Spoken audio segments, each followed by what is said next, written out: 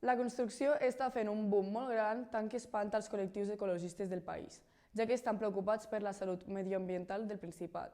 De la mateixa manera, la població andorrana està preocupada per el canvi d'imatge del país i el que això pot comportar en les seves costums més antigues, com la pastura del bestiar per endrets verges naturals.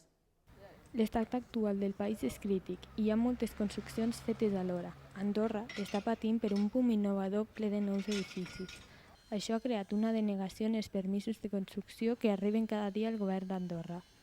Aquestes construccions tenen un impacte sobre el medi, sobretot a nivell de fons de vall on se situen els rius.